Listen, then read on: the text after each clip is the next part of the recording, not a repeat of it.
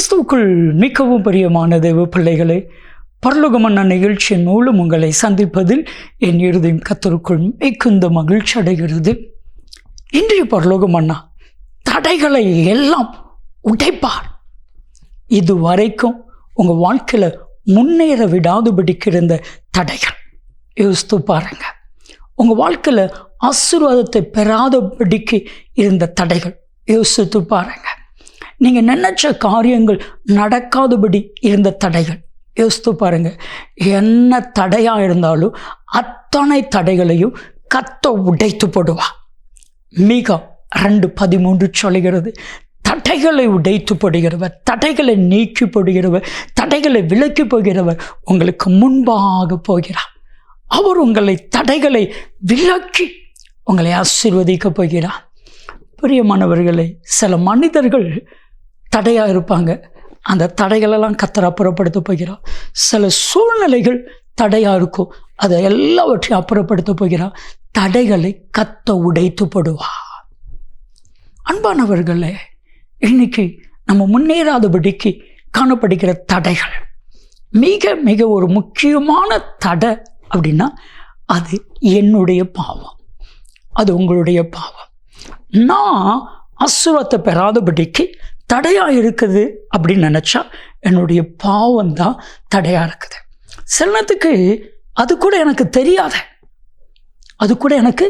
தெரியாத நான் வேறு ஏதோ தடை நினச்சிட்டு இருப்பேன். இல்லை, நம்மளுடைய பாவம். நம்ம கொஞ்சம் யோசித்து பார்க்கணும். ஆண்டவரே, நான் முன்னேறாதபடிக்கு என்னுடைய பாவம், என்னுடைய மீறுதல்கள், என்னுடைய அநியாயங்கள், என்னுடைய அக்கிரமங்கள் தடையாக இருக்குமே. ஆனால் அந்த தடைகளை உடைத்து போடுங்கப்பா.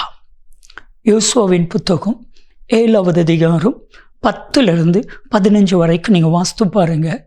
ஆயி பட்டணத்தை பிடிக்காதபடிக்கு தடையாக இருந்தது ஒரு ஆகானுடைய பாவம். அந்த பாவத்தை யோசுவா அழித்த பின்பு யோசுவா 8வது அதிகாரம் 1-2 வசனத்தை வாசித்து பார்த்தா ஆண்டவர் சொல்லுகிறார், இனி தடையில்லை, நீ போகலாம், ஆயி பட்டணத்தையும் அதனுடைய ராஜாவையும் உன் கையில் கொடுத்துட்டேன். இன்னைக்கு உங்கள் ஒவ்வொருவரையும் பார்த்து கர்த்தர் சொல்லுகிறார், இது வரைக்கும் தடைகள் இருக்குமே, ஆனால் அந்த தடைகள் இனி இல்லை. நீ நினைச்ச எல்லா காரியமும் நடக்கும். இனி தடையில்லை. ஏன்னா உங்களுடைய என்னுடைய பாவத்தை நம்ம உணர்ந்துட்டோம் அப்படின்னாலே தடைகள் மாறிடும்.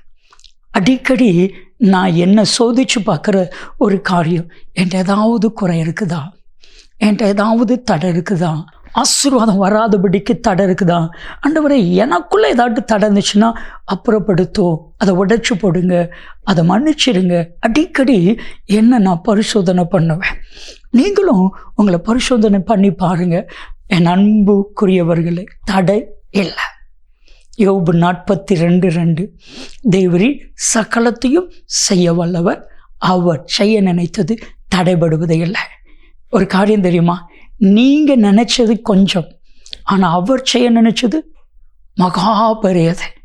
நீங்கள் நினைச்சது நடக்கணுமா, அவர் நினைச்சது நடக்கணுமா? நம்மளுடைய மூளைக்கு எட்டினது சின்ன காரியம்தான், ஆனால் எட்டாத காரியம் பெரிய பெரிய காரியம். தேவரீ சகலத்தையும் செய்ய வல்லவர், அவர் செய்ய நினைத்தது தடைபடுவதில்லை. உங்களை உயர்த்துவதை யாராலையும் தடுக்க முடியாது. உங்களுடைய மேன்மையை யாராலையும் தடுக்க முடியாது. உங்களுக்கு வர வேண்டிய நன்மையை யாராலையும் தடுக்க முடியாது. ஏன்னா ஏசாயா 45:4 தடைகளை கர்த்தர் உடைத்து போட்டார். வெண்கல கதவுகளை உடைத்து போட்டார். தடை பண்ணின கதவுகளை கர்த்தர் உடைச்சிட்டார். இனி தடையல்ல. செபிக்கலாமா? அன்பின் தகப்பனே, இதுவரைக்கும் என்னுடைய வாழ்க்கையில் இந்த தடைகள் உடைக்கப்பட்டதற்காக நன்றி. இனி தடைகளை இயேசு கிறிஸ்துவின் நாமத்தில் ஜெபிக்கிறோம், ஜீவனுள்ள பிதாவே. ஆமென், ஆமென். இனி தடைகளை நன்மையும் கிருபையும் ஆசீர்வாதங்களும் நிச்சயமாக உங்களை தொடரும்.